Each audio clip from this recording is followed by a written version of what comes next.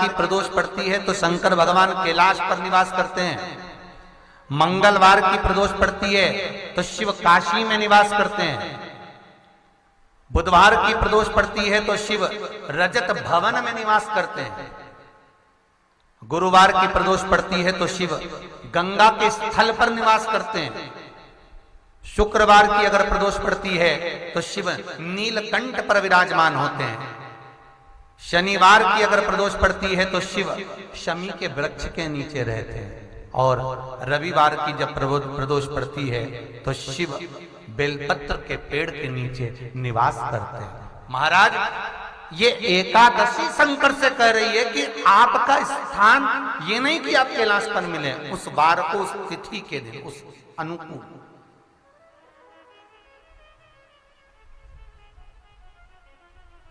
हमारे यहां कहते हैं सोमवार की जो प्रदोष पड़ती है वो इच्छा पूर्ति करती है।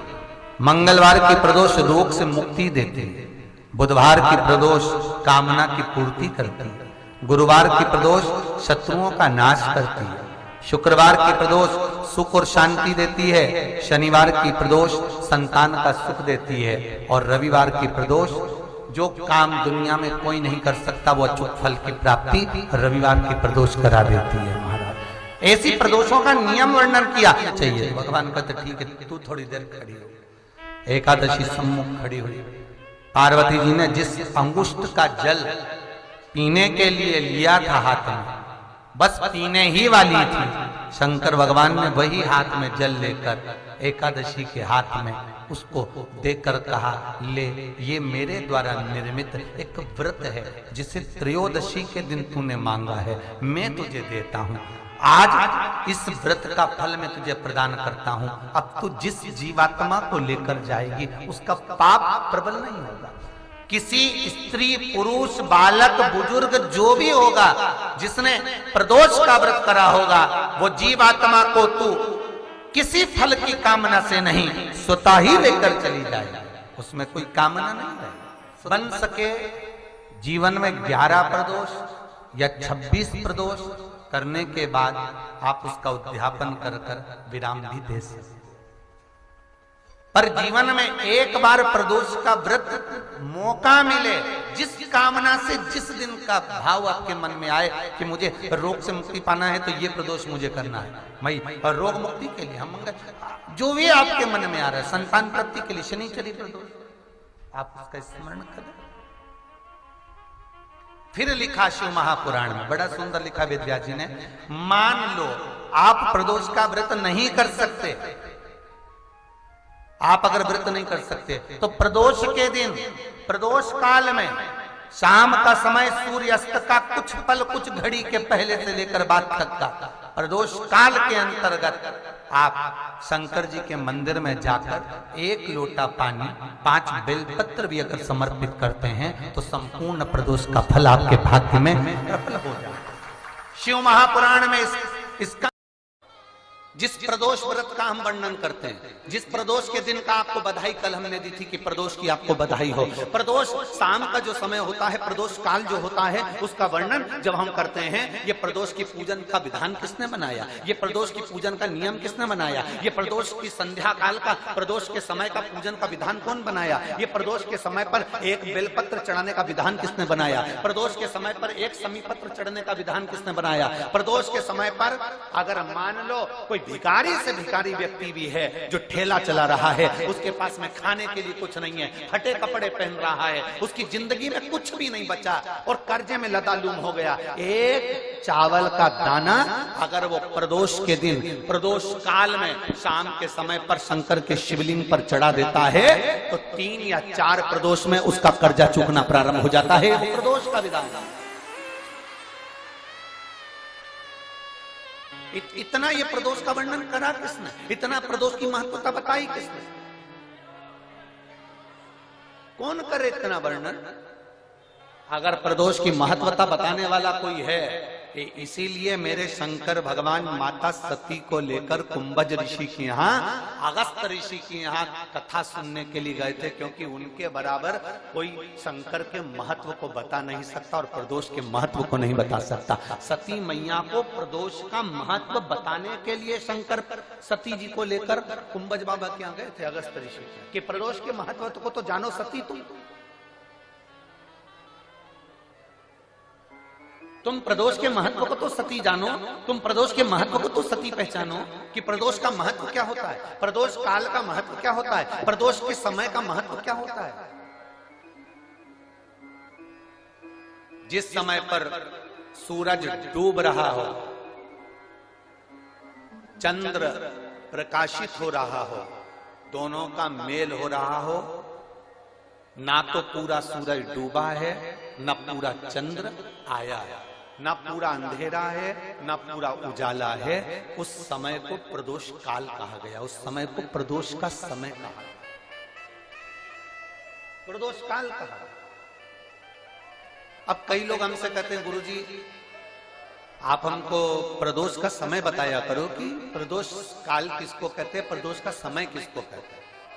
अब एक बात हम आप सबसे कहना चाहते हैं, जितने लोग आस्था चैनल पर सुन रहे हैं, जितने फेसबुक यूट्यूब पर सुन रहे हैं और जितने रेवाड़ी की इस पवित्र धरा पर कथा को सुन रहे हैं, आप सबसे एक बात कहना चाहेंगे, अगर हम समय देखकर बताएं आपको कि शाम को 6 बजे, 6:30 बजे, 6:30 पे लेकर 7:30 के बीच में ये समय है, या 5:30 से लेकर 6:30 तक का ये समय है, या हम तुमको बोल दें कि इतनी बजे ये समय प्रदोष काल का रहेगा या इतनी बजे ये समय रहेगा, तो देखिए कभी कभी ठंड का समय आता है तो दिन जल्दी ढल जाता है, कभी कभी गर्मी का समय रहता है तो दिन बहुत लेट ढलता है। इसलिए समय की गणना से मत चलो, आप तो ये अंदाजा लगाकर रखो कि दिन ढल रहा हो, अंधेरा होना शुरू हो रहा है, सूरज डूब रहा हो, चंद्र प्रकाशित हो रहा हो, अंधेरा अपना काम कर रहा है, सूरज ढलता जा रहा है, दिन कम होते चले जा रहा है और अंधेरा थोड़ा बढ़ते चले जा रहा है। इन दोनों का जो मिलन का समय हो, अब वो कितनी भी बजे, आप तो बस उसके मिलन का समय निकाल लो, वही समय प्रदोष काल कहलाता है, वही समय प्रदोष।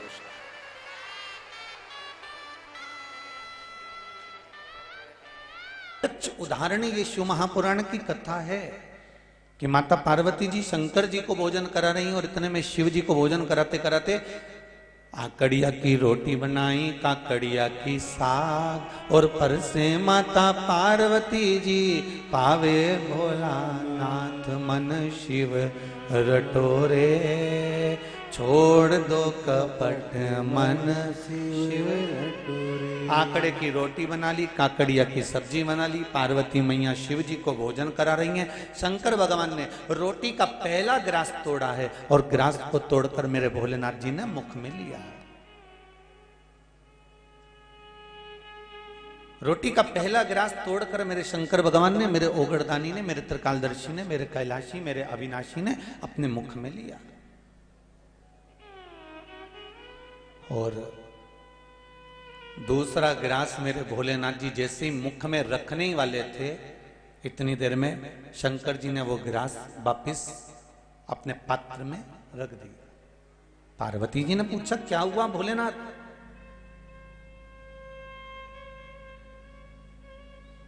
आज मेरे ओगड़दानी भोजन करते करते हाथ को रोक दिए हैं, हुआ क्या है ये तो बताओ।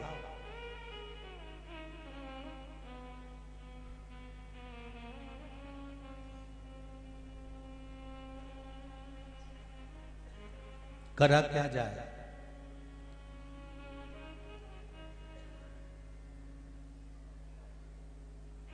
मेरा 24 अवतार मंदिर समिति से निवेदन रहेगा, थोड़ा माताओं को बैठने की व्यवस्था जुटाइए, इधर के टेंट खोल दीजिए और पीछे भी जहां व्यवस्था हो सके वहां के टेंट खोल दो, जिससे सब लोग बैठ जाएं। 3.5 लाख स्क्वायर फीट का टेंट तो तुमने पहले दिन ही भर दिया था, और दूसरे दिन दूसरा पंडाल खींच के तैयार करा, वो भी तुमने परसों के दिन कल भर दिया। अब जगह तो जगह ही है? फिर भी बाबा देवादिदेव महादेव कृपा करे, जितने तुम टेंट में भरे हो भगवान इतना ही तुम्हें भर दे, बस इतने से निवेदन, इतना बाबा से बस निवेदन है कि भाव से भगवान की भक्ति से आपको आनंद हो। रोक दिया मेरे भोलेनाथ जी ने हाथ,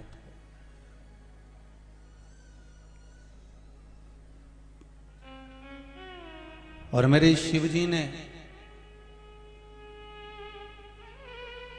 जब अपने हाथ को रोका तो पार्वती जी ने पूछ लिया, आज मेरे शंभु, आज मेरे त्रिकालदर्शी, आज मेरे कैलाशी अविनाशी शंकर, क्या बात है जो भोजन को हाथ रोक देते हैं?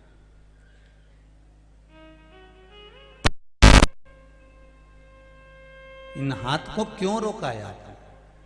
शिव जी कहते हैं पार्वती 4 संत भूखे रह गए। 4 संत भूखे रह गए? हाँ, अभी आया मैं, तुम कहां जाओगे?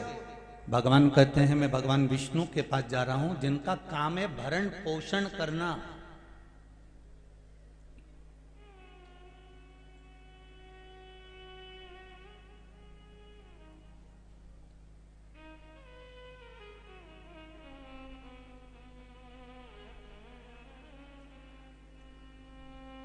जिनका एक ही काम है कि संपूर्ण ब्रह्मांड में, चाहे वो जलचर हो, चाहे वो थलचर हो, चाहे वो वायुचर हो, किसी रूप में अगर उसका जन्म हुआ है तो उसको पेट भरने की जवाबदारी भगवान विष्णु की है।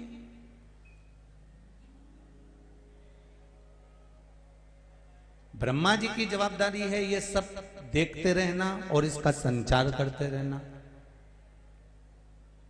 और भगवान शिव की जवाबदारी है समय समय पर संहार करना और समय समय पर जिसको जो चीज लगती हो वो उसे प्रदान करना। संसार के किसी लेख को, व्यक्ति के भाग्य को, संसार के लेख को, तुम्हारे कर्म में कितना दुख लिखा है, कितनी तकलीफ लिखी है, कितना कष्ट लिखा है, इसको अगर पलटने की जवाबदारी किसी की है तो वो देवादिदेव महादेव की है कि कब पलट देना।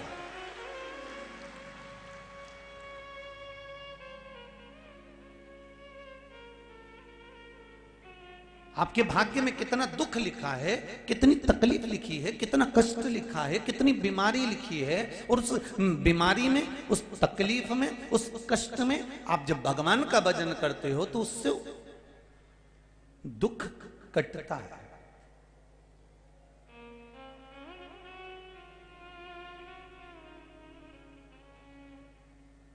महाराज,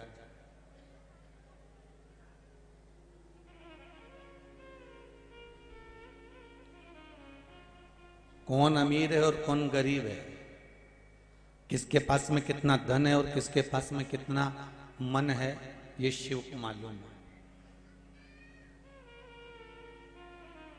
धन से अगर परमात्मा मिलता होता तो नामदेव, सूरदास जी, तुलसीदास जी इनको नहीं मिलता। बोला मिलता क्या? आंखों वालों को अगर भगवान मिलता होता तो सूरदास जी को कभी नहीं मिलता। बहुत ज्यादा सुनाई देता है तो भगवान मिल जाएगा, तो ऐसा भी नहीं होता।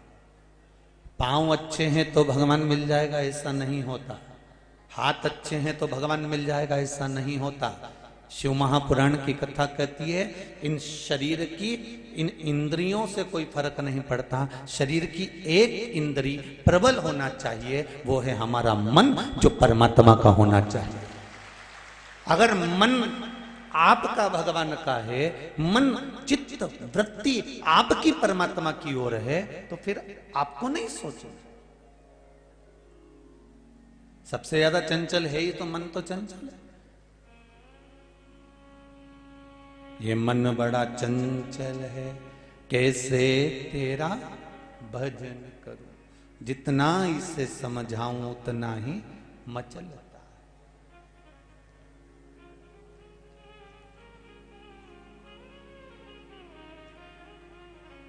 इन सारी इंद्रियों में 5 कर्म इंद्री, 5 ज्ञान इंद्री, एक मन, इन 11 इंद्रियों में सबसे ज्यादा चंचल इंद्री है मन। अगर ये मन, हमें भगवान को नयन देना है कि नहीं देना, हमें श्रवण देना है कि नहीं देना, हमें हस्त देना है कि नहीं देना, हमें चरण देना है कि नहीं देना, हमें अपने वाणी देना है कि नहीं देना, उससे फर्क नहीं पड़ता। कोई गूंगा होगा तो क्या भगवान उसको नहीं मिलेगा? कोई आंख से अंधा होगा तो क्या भगवान उसको नहीं मिलेगा? कोई बहरा होगा तो क्या भगवान उसको नहीं मिलेगा?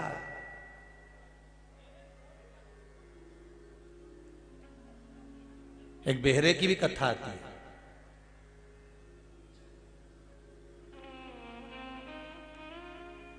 एक गांव में एक बुजुर्ग व्यक्ति रहता था जिसको कान से सुनाई नहीं देता था। कथा में सबसे आगे जाके बैठता था।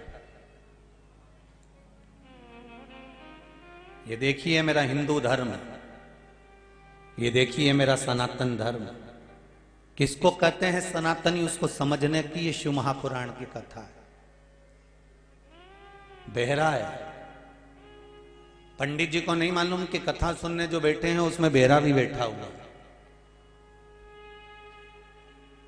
पंडित जी को नहीं मालूम कि कथा सुनने बैठे हैं तो उसमें कोई जिसको सुनाई नहीं देता वो भी बैठा हुआ है। बहरा, उसको कुछ भी नहीं सुनाई देता, पर कथा में सबसे आगे जाकर बैठता था। एक दिन गांव के लोगों ने हंसी उड़ा दी पंडित जी की। अब लोगों की तो आदत पड़ी है, पंडित जी की हंसी उड़ाकर कहा, ओ महाराज तुम प्रवचन दे रहे हो, सबको समझ में आ रहा है, पर सबसे आगे जो बैठा है ना ये तो बहरा है, इसको सुनाई नहीं देता। महाराज जी ने उस बहरे को बुलवाया जो कान से सुन नहीं पाता था। महाराज जी ने हाथ जोड़कर पूछा, बाबूजी, दादाजी, पिताजी, एक बात पूछूं आपसे? अब उसको सुनाई नहीं दे रहा है। उसने कहा, एक बात पूछूं आपसे? सुन नहीं पा रहा। वो कहता है मुझे सुनाई नहीं देता।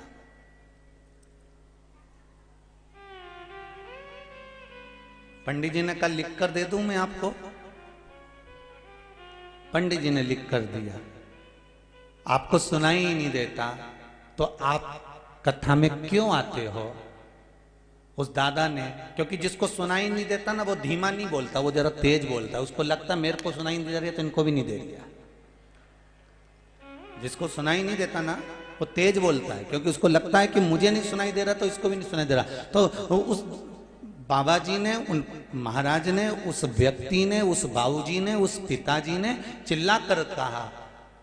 पंडित जी ने पूछा, जब आपको सुनाई नहीं देता तो कथा में क्यों आते हो? उसने चिल्लाकर कहा, मैं कथा सुनने के लिए, मेरे लिए नहीं आता, मेरे कथा सुनने के लिए मेरे परिवार वालों के लिए आता हूं। मैं बहरा हूं, वो मुझे छोड़ने आते हैं, वापस लेने आते हैं। भले कथा में नहीं बैठते पर दरवाजे पर धोखा लगाकर चले जाते हैं। इसको सनातन हिंदू धर्म कहते हैं।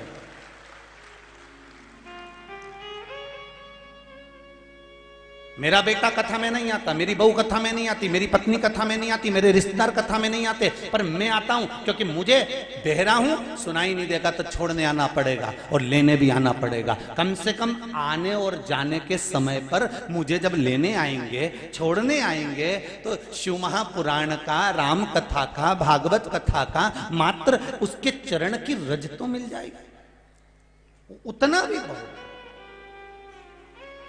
सनातन हिंदू धर्म की ये गाथा है।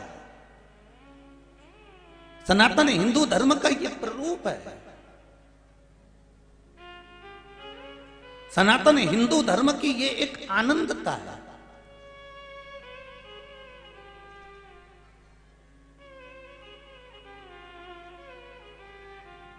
बाबा,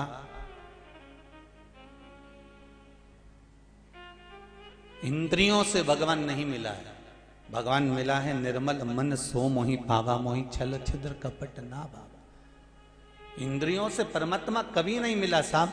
किसी के नयन बड़े सुंदर हैं तो वो सोचे कि मेरे को भगवान मिल जाएगा, किसी का श्रवण बड़ा सुंदर है तो वो सोचे भगवान मुझे मिल जाएगा, किसी की वाणी बड़ी सुंदर है तो कहे भगवान मुझे मिल जाएगा, किसी का शरीर बड़ा सुंदर है तो वो सोचे कि भगवान मुझे मिल जाएगा। भगवान इंद्रियों से या शरीर से प्रकट नहीं होता, भगवान तो केवल तुम्हारा मन देखता है। तो कितने निर्मल भाव से, कितने निर्मल स्वभाव से, कितनी निर्मल चित्त वृत्ति से तू मेरा भजन कर रहा है, भगवान आपके निर्मल मन सो मोही पावा, भगवान आपके भाव से प्रकट होगा।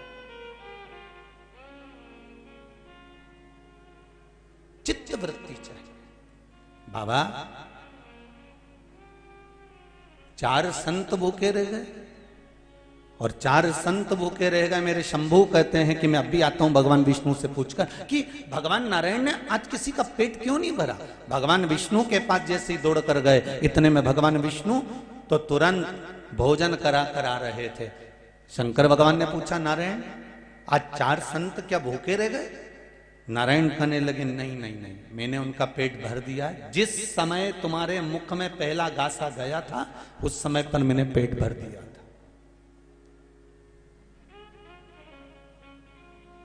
पहले गासे के समय पर मैंने पेट भर दिया। प्रभु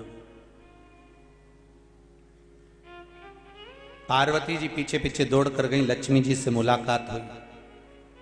लक्ष्मी और पार्वती में दोनों में बात हुई कि हमारे पति एक ऐसे हैं जो संपूर्ण ब्रह्मांड का पेट भरने के बाद में भोजन ग्रहण करते हैं, क्यों ना एक बार इनकी परीक्षा ली जाए, क्या करा जाए।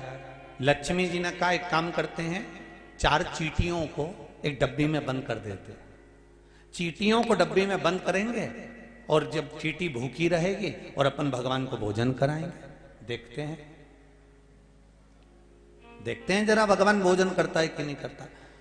अब 4 चींटियों को बंद कर दिया डब्बी के अंदर और भोजन भगवान के सामने लगाया। भगवान बड़े प्रेम से भोजन कर रहे हैं। भगवान शिव भी भोजन कर रहे हैं, भगवान विष्णु भी भोजन कर रहे हैं।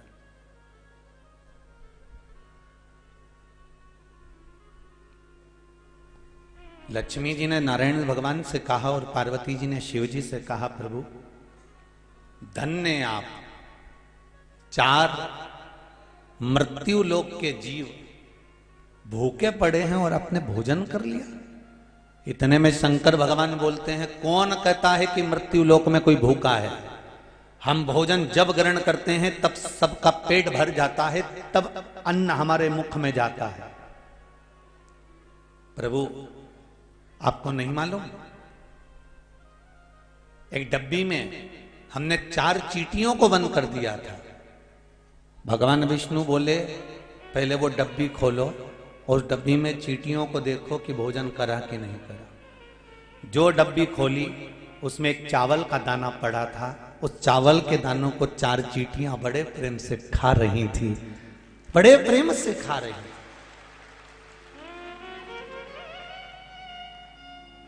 4 चींटियां बड़े प्रेम से वो भोजन ग्रहण कर रही है। पार्वती जी ने लक्ष्मी जी से कहा, इसमें चावल का दाना कहां से आ गया। लक्ष्मी जी ने पार्वती से कहा, मुझे समझ में नहीं आ रहा कि चावल का दाना आया कहां से। इतने में देवाधिदेव महादेव ने कहा, सुनो पार्वती, मृत्यु लोक का मनुष्य जब मेरे शिवलिंग के ऊपर एक चावल का दाना समर्पित करता है तो चावल का दाना इन जीवों के हिस्से में तुरंत चला जाता है, तुरंत चले जाता है।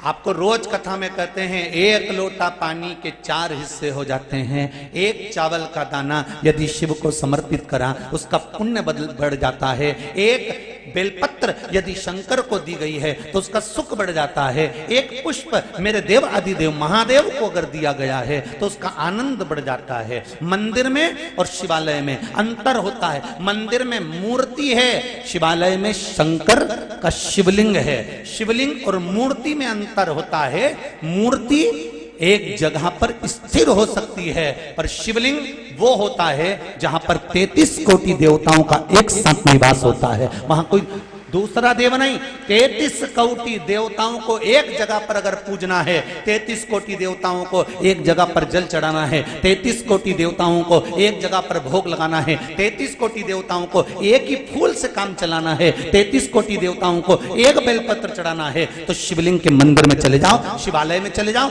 एक लोटा पानी चढ़ाओगे 33 कोटि देवताओं में चले जाएगा। एक फूल चढ़ाओगे 33 कोटि देवताओं में चले जाएगा, एक चावल का दाना चढ़ाओगे 33 कोटि देवताओं में चला जाएगा। वहां बट जाता है, वहां रखते नहीं है भोलेनाथ। शंकर ने अपने पास रखा ही क्या है?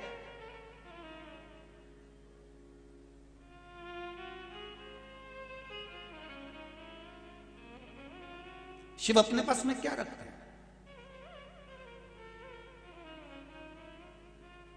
जो रखा वो आपके लिए रखा।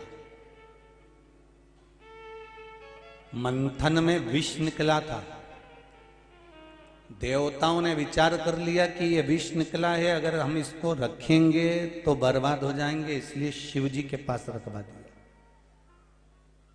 मेरे ओगरदानी मेरे शंकर जी के पास में वो विष रखा हुआ है।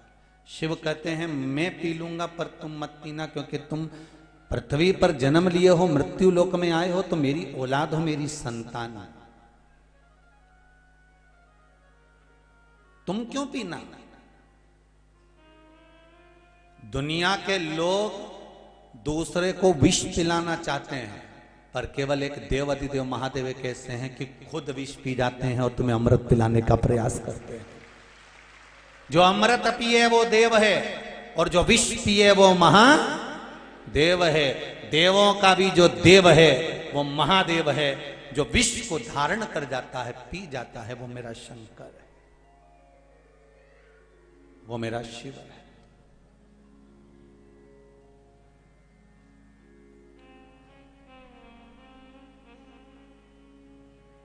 हम दूसरे को हमेशा विष ही देते हैं,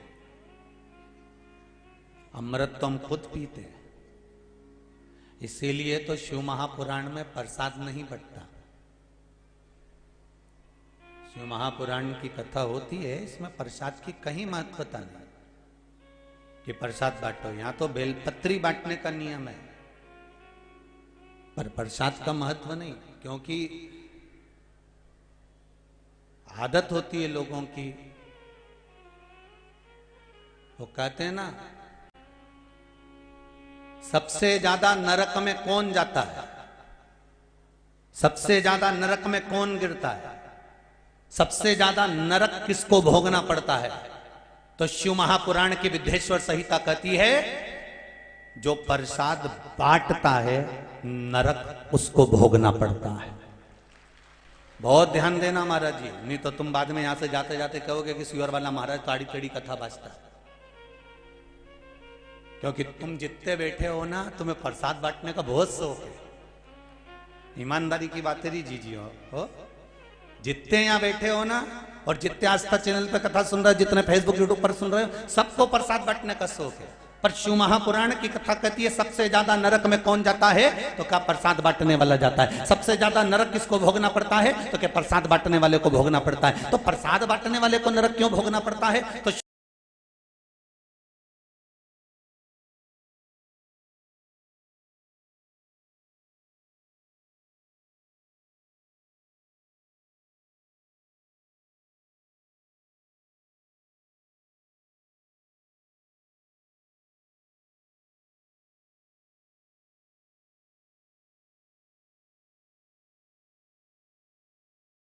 कोई जीत गया, कोई ने आनंद कर लिया तो वहां बंटता नहीं। प्रसाद धर्म की जगह पर बटेगा, प्रसाद सत्य की जगह पर बटेगा, प्रसाद मंदिरों में बटेगा, प्रसाद देवालयों में बटेगा, प्रसाद कथा स्थल पर बटेगा, प्रसाद अच्छी जगह पर बटेगा जहां पर धर्म जुड़ा होगा, भगवान जुड़ा होगा, ऐसी जगह पर प्रसाद बटता है। तो प्रसाद बांटने वाले ने क्या गलती करी जिसको नरक भोगना पड़ेगा? तो शिव महापुराण में वेद व्यास जी लिखते हैं, प्रसाद बांटने वाला जब प्रसाद बांटने खड़ा होता है, अपना वाला आया तो हाथ ऐसा हो जाता है, और पराया आया तो हाथ ऐसा हो जाता है। जो भगवान के दरवाजे पर खड़े होकर कपट कर जाता है, जो परमात्मा के दरवाजे पर जाकर छल कर जाता है, वो नरक भोगना पड़ता है। और कई लोग ऐसे हैं, अपनी कमला आई नहीं, और तुरंत बढ़िया जोरदार पल्लू बल्लू लाइए।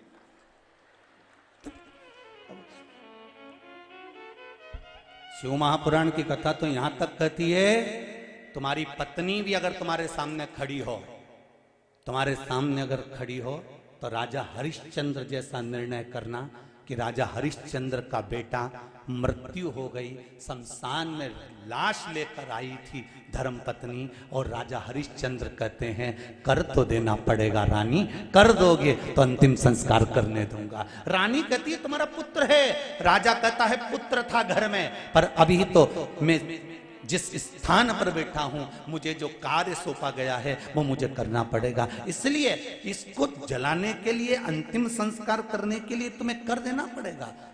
2 सवा गज का कपड़ा और खिचड़ी। राजा हरिश्चंद्र जैसा निर्णय चाहिए आपका। जिस समय प्रसाद बांटने खड़े हो, खुद की पत्नी खड़ी हो, खुद का बेटा खड़ा हो, खुद का परिवार वाला खड़ा हो, वो कितनी भी आंख दिखाए तो भी कह देना जगदम्बा तेरे पांव पड़ू, बाद में लिया हुआ तू जा, तेरे हाथ जोड़ू मैं बाद में लिया हुआ तू अभी जा। मैं अभी नहीं दे सकता, क्योंकि जिस जगह पे मैं खड़ा हूं ये धर्म की जाजम है, ये धर्म की जगह है, ये धर्म का स्थान है, ये मंदिर, ये देवालय, ये पुण्य का स्थान है। यहां मैं अगर छल करूंगा, कपट करूंगा, बेईमानी करूंगा तो कहां जाऊंगा? नरक मुझे भोगना पड़ेगा। और फिर निवेदन करूंगा, दुकान पर बैठकर जो कमाया वो पत्नी और बच्चों के लिए कमाया, सर्विस में जो कमाया पत्नी और बच्चों के लिए कमाया, नौकरी में जो कमाया पत्नी और बच्चों के लिए कमाया, पर ये शिव महापुराण में बैठकर 3 घंटे तुम भगवान का भजन कर रहे हो, कथा सुन रहे हो, ये पत्नी और बच्चों के लिए नहीं, ये अपने लिए कमाया है, वहां काम आए। ये कोई दूसरी जगह काम आने वाला नहीं है। तुरंत जैसे ही व्यक्ति मरता है और मरते ही बीमे की फाइल तैयार मिलती है, बीमे की फाइल तैयार। एक बीमा वो है जो तुम रोज भरते हो, और एक बीमा ये है जो रोज भर रहे हो ना, 500 रुपये, 1000 रुपये, 2000, 5000, 10,000 जमा करते हो, तुम्हारे मरने के बाद किसको मिलता है? जम के बोलो जरा। बीमा तुमने जमा करा, पैसे तुम जमा करे, कमा कमा के तुम मर गए, और तुम्हारे निपटते से ही बीमा मिल रहा पत्नी को, बीमा मिल रहा बेटा को, पत्नी मरी तो उसका बीमा मिल रहा पति को, तुम जोड़ जोड़ के मर गए और बीमा दूसरे को मिलता है। शिव महापुराण का वो बीमा है जो तुम कथा श्रवण कर रहे हो, भजन कर रहे हो, श्री शिवाय नमस्तुभ्यम कह रहे हो, जो शंकर को 1 लोटा पानी चढ़ा रहे हो, शिव का स्मरण कर रहे हो, पशुपति व्रत कर रहे हो, ये वो बीमा है जो तुम खुद के लिए कर रहे हो। इसका रकम तुम्हारे मरने के बाद पत्नी और बच्चों को नहीं मिलेगी, जैसे ही प्राण छूटेंगे यमराज फाइल लेकर तैयार मिलेगा और वैकुंठ का रास्ता खोल देगा। ये वो बीमा है, और ये साधारण बीमा नहीं है हमारा।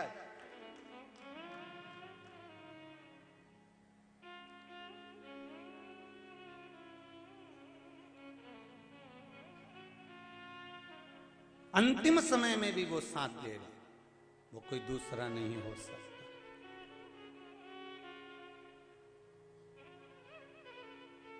मैंने तेरे ही भरोसे बाबा, तेरे ही भरोसे हवा बिच उड़ती जावांगी, बाबा डोर हथो छड़ी ना में कटी जावांगी, भोले मैं तेरी पतंग, शंभो मैं तेरी पतंग, हवा बिच उड़ती जावांगी, बाबा डोर हथो छड़ी ना में कटी जावांगी। उसने दिया है।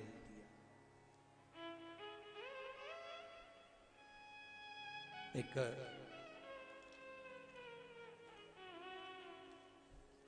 ज्यादा पत्र तो हमने पढ़े नहीं है, थोड़े ही पढ़े हैं।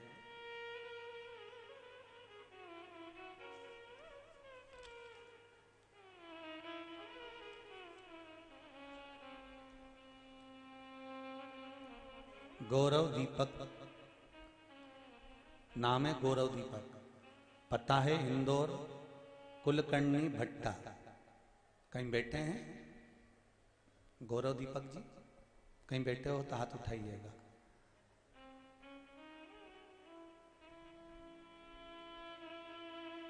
गौरव दीपक जी हाथ उठाइए कहीं बैठे हो तो। आप ही हैं बेटा? गुरुदेव, पशुपति व्रत करने का फायदा। मैंने भोलेनाथ से विनती करी थी, मेरी मम्मी की तबीयत ठीक नहीं थी, स्वास्थ्य बहुत ज्यादा खराब हो गया था, डॉक्टरों ने तकलीफ बता दी थी।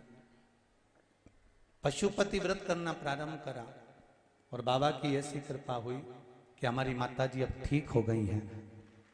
देवाधिदेव महादेव, धन्यवाद बेटा, आपने अपनी माता के लिए कुछ तो करा। जोरदार ताली बजाओ इस बालक के लिए। बहुत बहुत साधुवाद बेटी।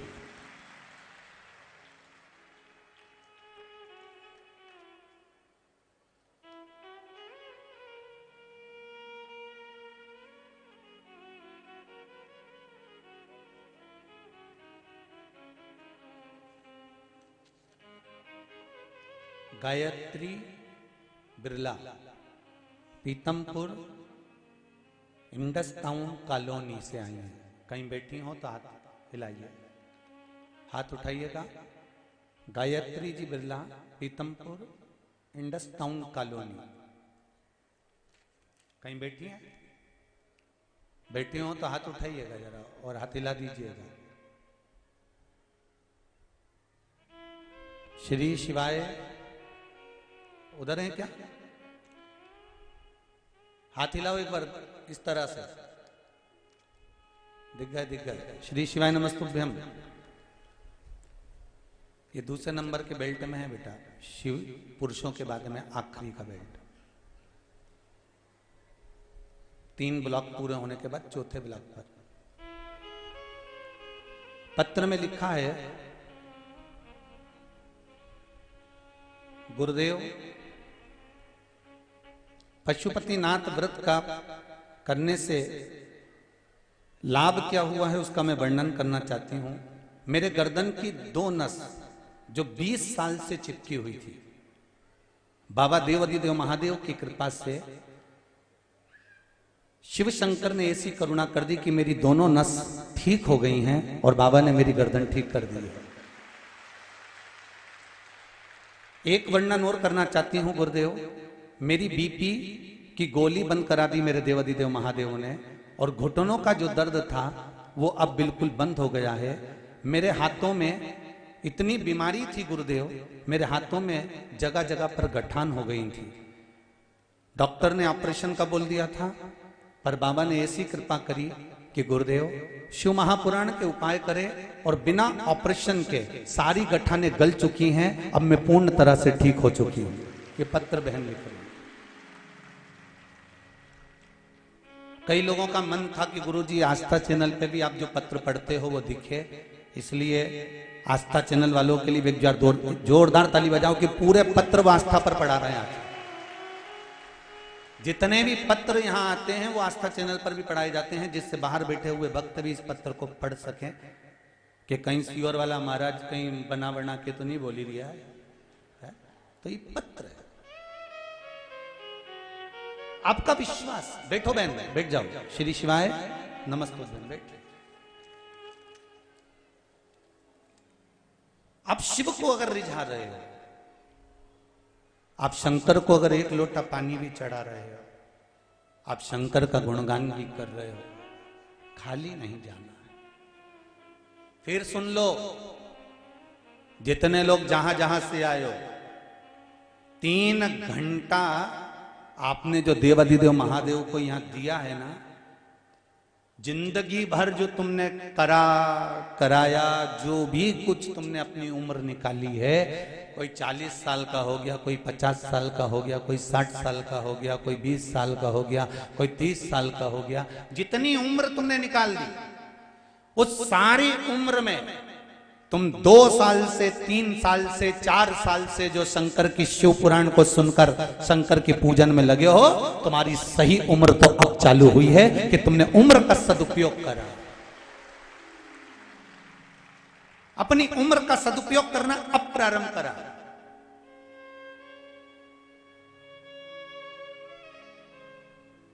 जो निकल गई वो निकल गई। हम ये नहीं कहेंगे कि तुम गाय भैंस मत संभालो रे, हम ये भी नहीं कहेंगे कि तुम खेतीबाड़ी मत करो, खूब करो दिल से। जैसे बीज बोते समय तुम दिल से बोते हो, जल डालते समय तुम जल दिल से डालते हो, पानी फेरते समय पानी दिल से फेरते हो, जो कुछ भी काम करते हो वो दिल से करते हो, तो फिर फसल भी मेरा मालिक दिल से देता है। उसी तरह शिव भजन भी दिल से करो, भगवान का भजन दिल से करो, स्मरण दिल से करो, वो दिल से देगा।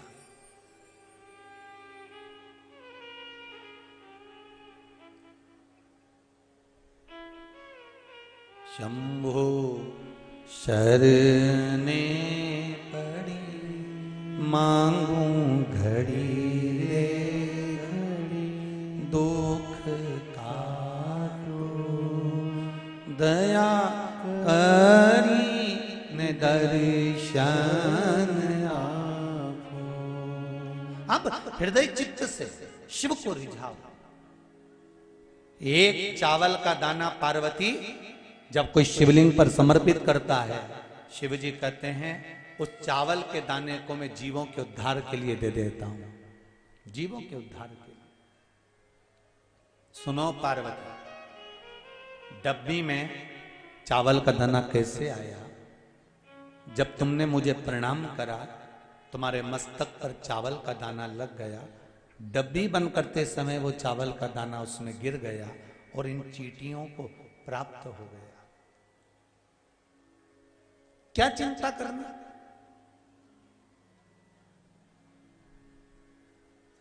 एक लाइन आती है बड़ी सुंदर, अजगर करे ना चाकरी, पंछी करे ना काज, और दास मलू का कह गए सबके दाता।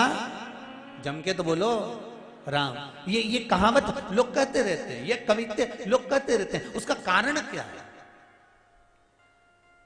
जिसको दास मलूक कहा गया वो केवल दास नहीं था, वो उसका नाम मलूक था। दो मित्र थे, एक मलूक और एक उसका मित्र।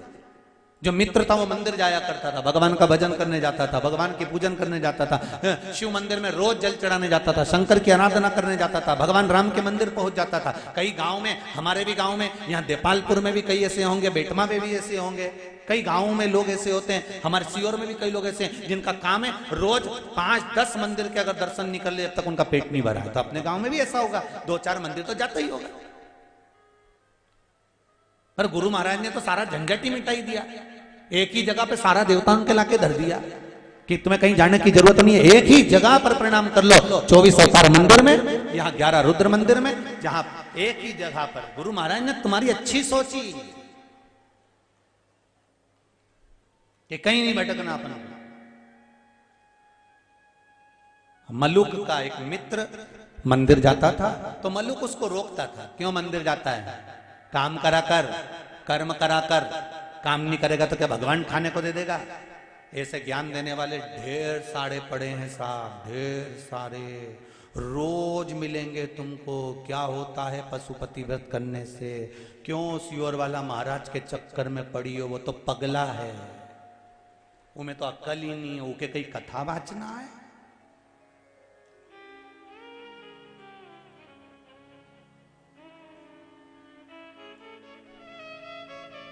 शिव पुराण तो बहुत कम बोले न, फालतू की बात ज्यादा करे, उमें कई अक्ल।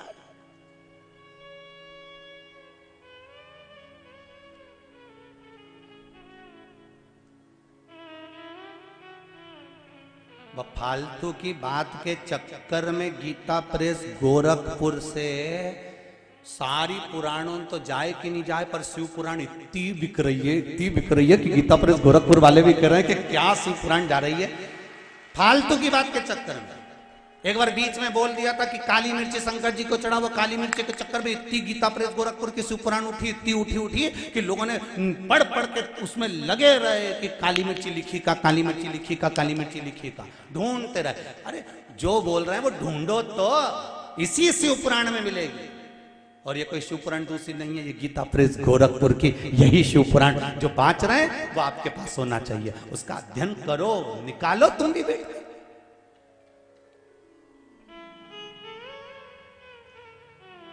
क्यों जाता है मंदिर में? क्यों शंकर जी को पानी चढ़ाता है? कई लोग अकल देंगे तुमको। क्या होता है शंकर जी पे दूध चढ़ाने से? क्या होगा एक लोटा पानी चढ़ाने से? क्या होगा? तो जो ऐसी अक्ल देनी उके बिठाओ, अंदर से एक बाल्टी पानी लाओ। समझ गए क्या? तुम देपालपुर वाले समझदार तो गढ़ा हो रहे हैं, बहुत जोरदार समझो। इस मामले में तो तुम चतुर हो। बस कहीं नहीं करना है, उसको बिठा के बाल्टी सिर पे लेके उसकी एक फेरी लगाना और बाल्टी को उल्टा फेंक देना। मतलब ये मर चुका है, क्योंकि पानी की परिक्रमा आखिरी में ही होती है घाट पे। समझ लो, निपट गया। क्योंकि जो हिंदू धर्म के देवताओं पर आक्षेप लगाए, हिंदू धर्म के देवताओं पर उंगली उठाए, वो हिंदू नहीं हो सकता, वो सनातनी नहीं हो सकता, वो घर में रहकर घर फोड़ने वाला हो सकता।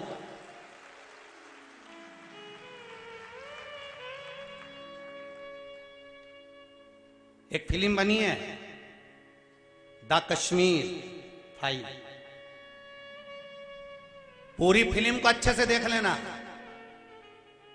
दूसरों से नुकसान नहीं हुआ, ये फिल्म बता रही है कश्मीर की कि हमारे अपनों ने ही हमें डुबो दिया। ये कश्मीर फिल्म बता रही है।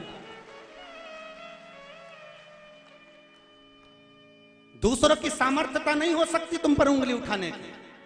कोई हमारा ही अपना घर फोड़ने वाला होगा जो मिल जाता है और पूरे घर में आग लगवा देता है। ऐसे बहुत मिलेंगे। शंकर जी पे दूध चढ़ाने से क्या होता है?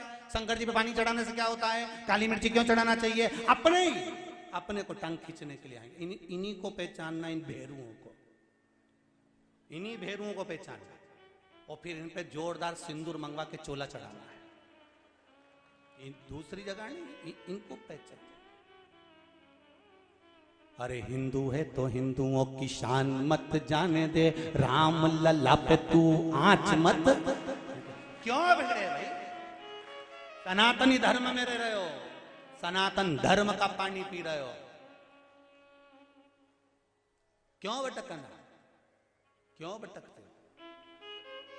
क्या होगा पानी चढ़ाने से? वो तो मलुक कर रहे हैं।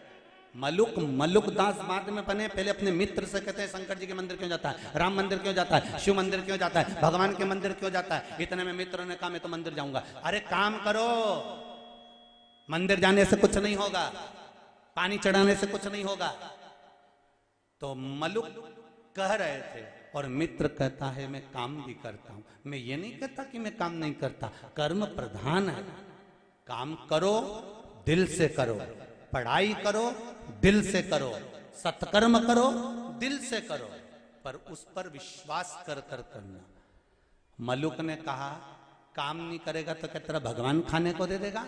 मित्र ने कह दिया दे देगा। मलुक ने कहा मैं जंगल में जाके बैठ जाऊं तो तेरा भगवान दे देगा खाने के लिए? बिल्कुल दे देगा, जा बैठ। अब ऐसा अड़ी का कहीं का मिल जाए नहीं तो बैठ जा बैठ। और गया मलुक। और अगर भगवान नहीं मिला तो क्या नहीं मिला तो मैं मंदिर जाना छोड़ दूंगा, और मिल गया तो मैं मंदिर जाना चालू कर दूंगा। जा। रोटी खिलाएगा भगवान? बिल्कुल खिलाएगा। कुछ नहीं करना पड़ेगा, बिल्कुल मत कर, तू तो बैठ। मलुक गया जंगल में, एक पेड़ के नीचे बैठ गया। उसको लगा कि पेड़ के नीचे तो कोई आके भिखारी को दान दे जाएगा तो खाना पड़ेगा। एक काम करता हूँ, पेड़ के ऊपर चढ़ के बैठ जाता हूँ। मलुक पेड़ के ऊपर चढ़ गया और मलुक पेड़ के ऊपर चढ़ के बैठा। इतने में एक किसान 4 रोटी, थोड़ा सा अचार, कांदा बांध के लाया था। रोटी उसने सोचा गाय को यहीं चराना है, रोटी कोई जानवर खा जाएगा, इसलिए उसने पेड़ पे टांग दी। मलुक ने मन में सोचा गजब का भोलेनाथ है इसका, तो रोटी पेड़ पे दे दी, गजब। परंतु इसने मन में सोचा मेरा दोस्त कह रहा था कि तू तो कुछ काम ही मत कर, वो तो रोटी खिला के जाएगा, तो मैं काय को हाथ से उठाऊं और क्यों निकाल के खाऊं, मैं भी तो देखूं भगवान कैसे आके खिलाता। इतने में 4-5 डाकू घोड़े पे तड़क तड़क आ गए और डाकुओं ने सोचा हरा भरा पेड़ है, इसके नीचे विश्राम करते हैं। विश्राम करा, एक डाकू लेटा लेटा तो उसको रोटी दिखी। उसने कहा सरदार भगवान ने रोटी दी, जगदम्बा जी ने, माता जी ने रोटी दे दी, कालका महारानी ने, उतारो उतारो भूख लग रही। इसने रोटी उतारी। दूसरा बोला एक भी रोटी मत खाना, ऊपर पुलिस वाला बैठा है, ऊपर पुलिस वाला बैठा है, रोटी में जरूर नींद की गोली मिलाई होगी, रोटी में नींद की गोली मिलाई होगी, अपन खाएंगे सो जाएंगे, ये पकड़ के ले जाएगा। सरदार क्या करें? सरदार ने कहा अकेला उतारो नीचे इसको, और उसको नीचे उतारा। सरदार क्या करें? सरदार ने कहा बांध दो पेड़ से, उसको पेड़ से बांध दिया। सरदार क्या करें? सरदार बोले ये अपने को पागल समझता है कि नींद की गोली की रोटी हमें खिलाएगा? एक काम करो, ई की रोटी ई के ही खिलाओ। अब वो तो के नहीं खमवा, सरदार नहीं खा रहा, सरदार के मार मार के खिलाओ, ने दो इधर से दो चा, ने दो इधर से दो चा, ने मुंडा में रोटी फंसाई दे, फिर मारे ने मुंडा में फिर रोटी ठूस दे, फिर मारे ने फिर ठूस है, और जितनी रोटी थी ना कांदा के साथ ना अचार के साथ ढोस ढोस के खिलाई। सरदार ने कहा इसको छोड़ दो, चलो। ये चले गए। ये शाम के घर गया, गांव के अंदर तो पूरा नीला पीला हो रहा था। इसका मित्र मंदिर से आ रहा था। उसने पूछा क्यों रे, मेरा भोलेनाथ मिला था क्या? कि तेरा भोलेनाथ नहीं खाओ तो मारता भी था। गजब का गजब। वो मलुक मलुक नहीं रहा, मलुक दास हो गए, जिन्होंने लाइन लिख दी अजगर करे ना चाकरी, पंछी करे ना काज, दास मलुका कह गए सबके दाता राम। नहीं करोगे तो भी खिलाएगा। ये शिव है, ये राम है, ये कृष्ण है, ये मेरा परमात्मा है। जन्म उसने दिया है, मृत्यु वो देगा, पेट उसने दिया है, भर वो देगा। तुम काय का टेंशन लेके बैठे हो? काय की चिंता तुमको बेमतलब?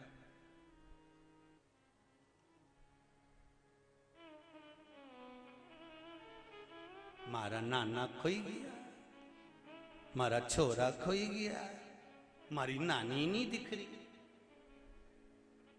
मारी नानी ना जाने कहां चले गए, मारी छोरी नहीं दिख रही। अरे इसको देखने आई थी कि नाना नानी देखने आई थी? लाई काय कन के तोक के, एक के नाना के इनंग से लिए, नानी के इनंग से लिए। अब दोनों 5 मिनट कथा नहीं सुनने दे, नानी दादी दे दादी दे। इतना बड़ा बैग लाई थी बेचारी, टॉफी भर के लाई, बिस्कुट भर के लाई, पानी की बोतल लाई। कथा तो चालू नहीं उतने पहले ये दोनों छोरा छोरी सब निपटे ही गया। अब क्या दादी दादी दादी के छोड़ बैठा, और दादी भी इंतजार करे जैसे महाराज भजन गाना चालू करें, मन शिवरट मन शिवरट छोड़ दो कपट मन। अब बेचारी कहीं करे और लिया, मारी नानी नहीं दिख रही, ना नाना नहीं दिख रही, ना छोरी नहीं दिखे, ना छोरा नहीं दिखे। जिसको देखनी है वो तो दिखे।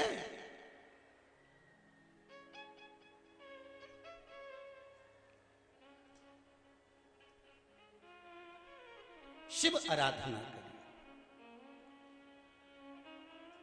जब तक शिव आराधना नहीं होगी, जीवन का कोई सुख नहीं मिल सकता, कोई आनंद नहीं मिल सकता। तेरे डमरू की धुन सुन के मैं काशी नगरी आई हूँ। तेरे डमरू की धुन सुन के मैं काशी नगरी आई हूँ। तेरे डमरू की धुन सुन के मैं काशी नगरी आई हूँ। तेरे डमरू की धुन सुन के मैं काशी नगरी आई हूँ। मैं काशी नगरी आई हूँ। मैं काशी नगरी आई हूँ। मैं काशी नगरी आई हूँ। मैं काशी नगरी आई हूँ। काशी नगरी आई हूँ, मैं काशी नगरी आई हूँ, मैं काशी नगरी आई हूँ, मैं काशी नगरी आई हूँ। मेरे भोले ओ बम भोले, मैं काशी नगरी आई हूँ, मेरे भोले ओ बम भोले, मैं काशी नगरी आई हूँ। जो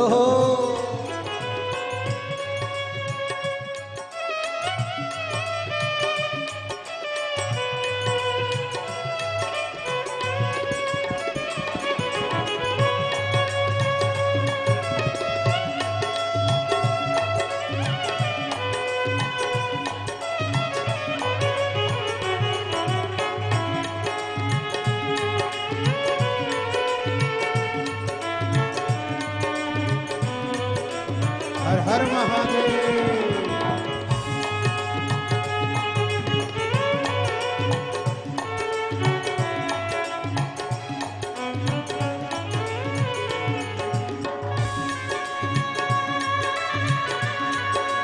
भोले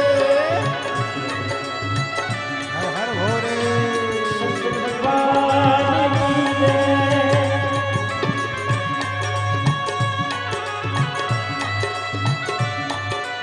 जय हो।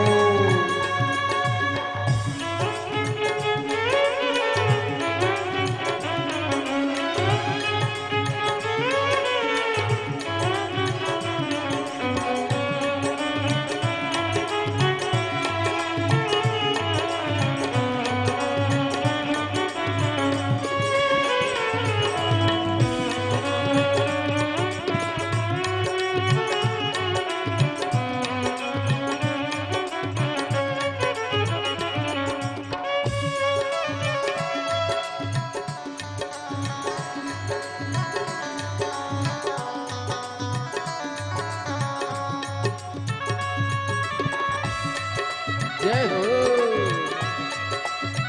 हर हर भोले।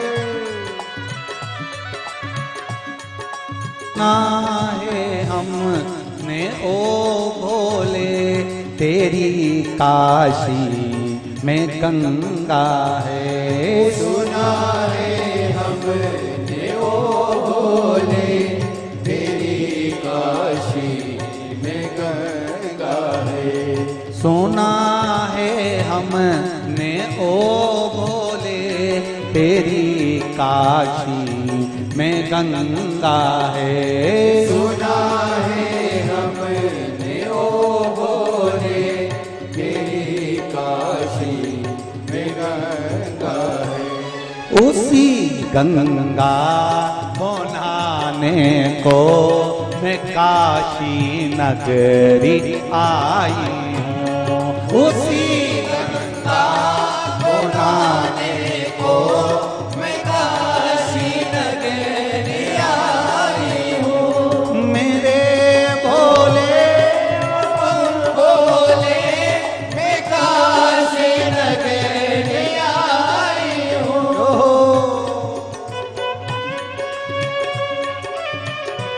हर हर भोले।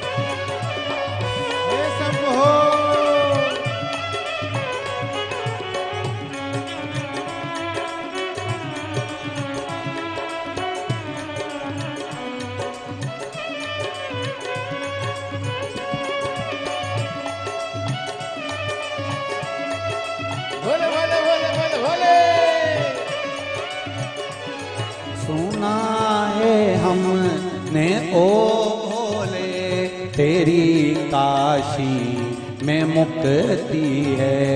सुना है हमने ओ भोले तेरी काशी में मुक्ति है। सुना है हमने ओ भोले तेरी काशी में मुक्ति है। सुना है हमने ओ भोले तेरी काशी में मुक्ति है। उसी मुक्ति को पाने को मैं काशी नगरी आई हूँ। उसी मोती को पाने को मैं काशी नगरी आई हूँ। मेरे भोले ओ बम भोले मैं काशी नगरी आई हूँ। मेरे भोले ओ बम भोले मैं काशी नगरी आई हूँ।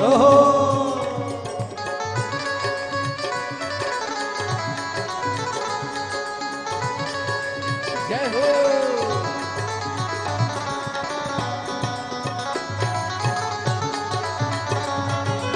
हर हर महादेव।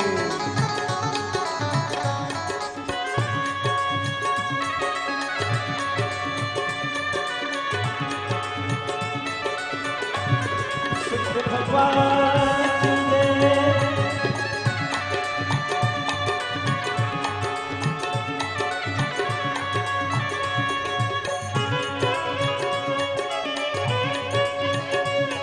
हर हर महादेव बोले।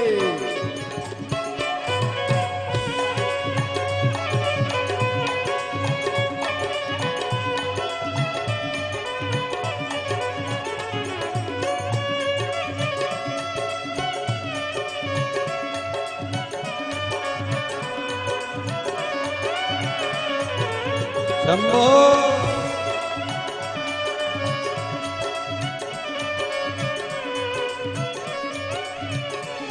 सुना है हमने ओ भोले तेरी काशी में गौरा है। सुना है हमने ओ भोले तेरी काशी में गौरा है। सुना है हमने ओ भोले तेरी काशी में गौरा है। सुना है हमने ओ भोले तेरी काशी में गौरा है। उसी गौरा को पाने को मैं काशी नगरी आई हूँ। उसी गौरा को पाने को मैं काशी नगरी आई हूँ। मेरे बोले ओ बम बोले मैं काशी नगरी आई हूँ। मेरे भोले ओ बम भोले मैं काशी नगरी आई हूँ। मेरे भोले ओ बम बोले मैं काशी नगरी आई हूँ। मेरे भोले ओ बम भोले मैं काशी नगरी आई हूँ। मैं काशी नगरी आई हूँ। मैं काशी नगरी आई हूँ। मैं काशी नगरी आई हूँ। मैं काशी नगरी आई हूँ। मैं काशी नगरी आई हूँ। मैं काशी नगरी आई हूँ। हर हर महादेव। भगवान शिव को घरदानी त्रिकालदर्शी कैलाशी शिव की कथा कह रही है। चित्तवृत्ति में अगर शिव होगा तो जीवन की सार्थकता अपने आप सिद्ध हो जाएगी। महाराज बड़ा सुंदर प्रसंग शिव महापुराण का आता है। कल कथा में अपने श्रवण करा था देव अधिदेव महादेव का सुंदर मंगल विवाह। एक विवाह का जो प्रसंग होता है, उस विवाह के प्रसंग में सबसे मूल अगर कोई प्रसंग है तो बेटी का विदाई का प्रसंग है।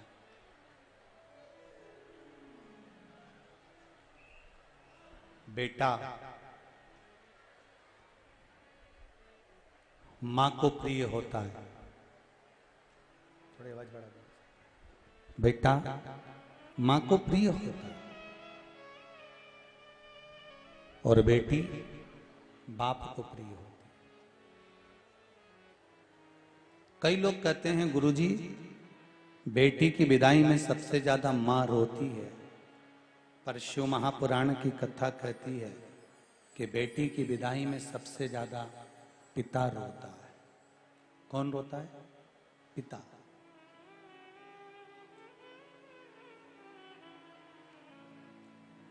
जितना मां रोती है उससे ज्यादा बेटी की विदाई में बाबुल रोता है, पिता रोता है। बेटा मां को प्रिय है और बेटी पिता को प्रिय है।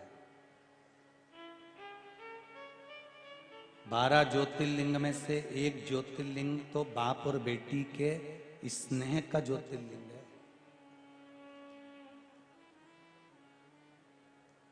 कौन सा ज्योतिर्लिंग है जो बाप और बेटी के अटूट प्रेम को दर्शाता है?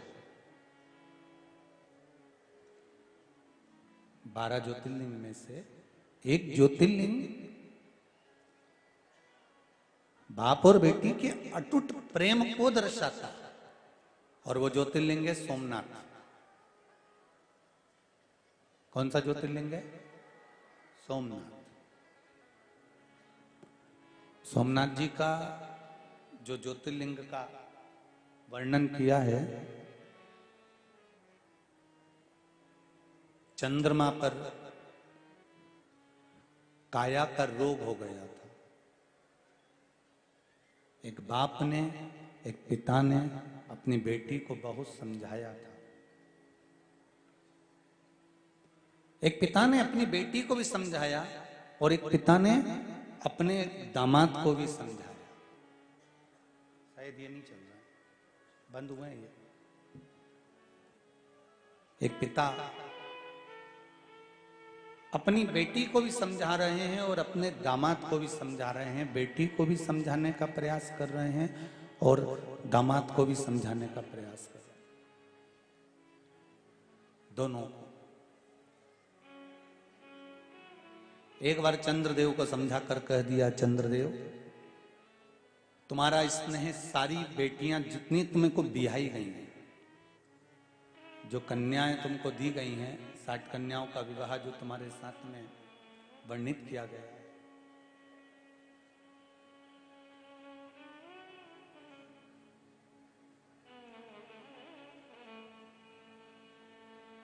साठ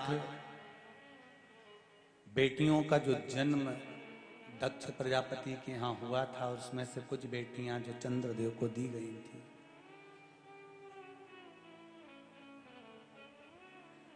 खूब समझाया पिता ने। बेटी के जीवन में अगर दुख आता है ना, तो सबसे पहले बाप की आंख में आंसू आता है। गाय, बेटी और लक्ष्मी, पैसा, 50 जगह पर जब देओ तो 50 बार विचार करना कि देना चाहिए कि नहीं देना चाहिए, किसको दे रहे हो वो भी सोचो।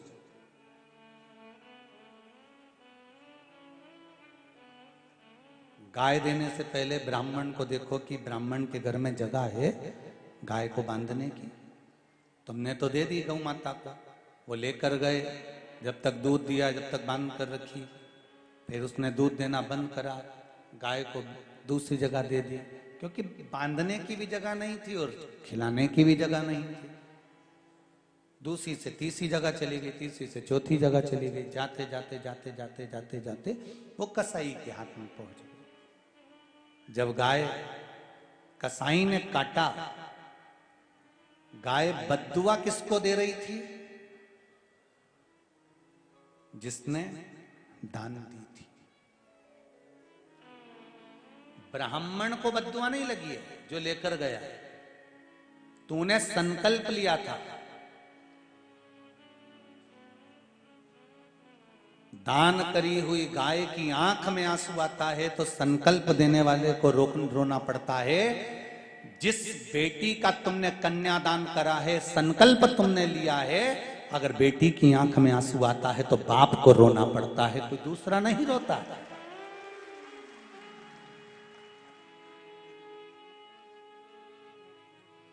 कोई दूसरा नहीं रोएगा।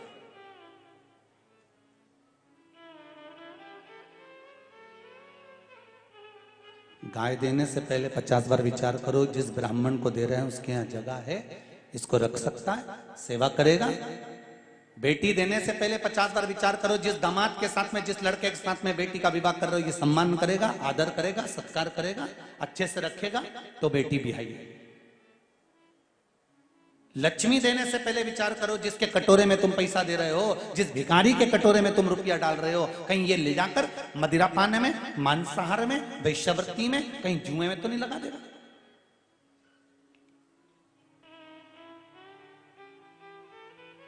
गाय, बेटी और लक्ष्मी 50 बार विचार कर देना चाहिए। ऐसे ही मत दे देना किसी को।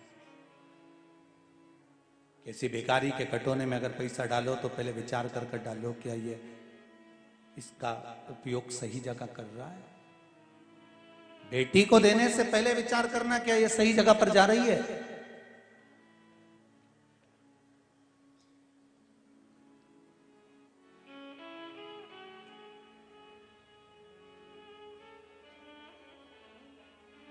मां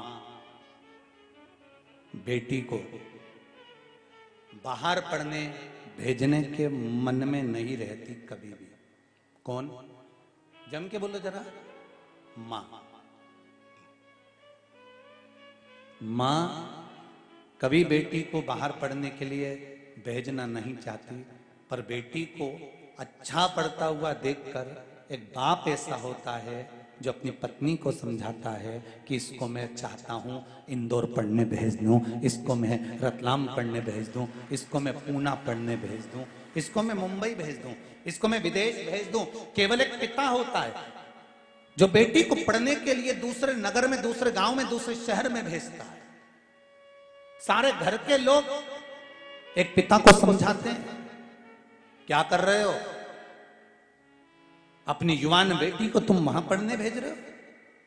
आजकल का माहौल ठीक नहीं है, समझ जाओ। एक बाप को मोहल्ले के लोग, समाज के लोग, घर के लोग, परिवार के लोग एक पिता को बार बार टॉर्चर करते हैं, बार बार समझाते हैं, उसके बाद भी बाप अपनी छाती पर पत्थर रखता है और अपनी बेटी को पढ़ने के लिए भेजता है। वो बाप होता है।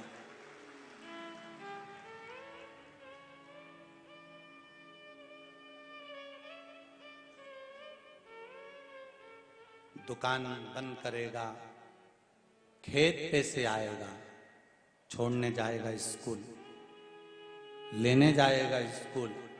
जब बेटी पढ़ते पढ़ते पढ़ते पढ़ते कॉलेज में पहुंच जाती है, उसने तुम्हारे पहनावे पर भी कुछ नहीं बोला। तो उन्होंने कहा पापा स्कूल जाऊंगी, कॉलेज जाऊंगी, तो क्या मैं जीन्स पहन सकती हूँ, क्या मैं टी शर्ट पहन सकती हूँ? बाप ने कहा मेरी बेटी पर मुझे नाज है, पहने। बाप ने मना भी नहीं करा। पिता बेटी के लिए खुली किताब बंद कर रहा, खुली किताब। मायका किससे है? मायका मां से नहीं, मायका बाप से होता है। मेरा बाप है तो मेरा मायका है। बेटी को थोड़ा सा दुख होता है तो चिल्ला कर कह देती है मैं मेरे पिताजी के यहाँ जा रही हूं। ये नहीं कहती मैं मेरी मां के यहाँ जा रही हूं, मेरे पिताजी के यहाँ जा रही हूं। बेटी को थोड़ा सा दुख आता है तो कह देती मेरा बाप है बियाल, भूखा नहीं मरने देगा मुझको, ये बेटी को नाज होता है। बाप उसको पढ़ाता है, अच्छे से अच्छे स्कूल में, अच्छे से अच्छे कॉलेज में, बड़े बड़े शहर में भेजता है, खूब पढ़ाता है। एक बाप की जितनी कैपेसिटी नहीं होती, एक बाप की जितनी पोजीशन नहीं होती, उससे ज्यादा पिता अपनी बेटी के एजुकेशन पर, उसकी पढ़ाई पर खर्च करता है और उसको पढ़ा लिखा कर आगे बढ़ाता है। बस मेरा बेटियों से एक निवेदन है कि बाप ने तुम्हारे लिए खुली किताब बन गया तो तुम भी अपने पिता की नाक मत कटने देना, उसको कन्यादान का मौका जरूर देना।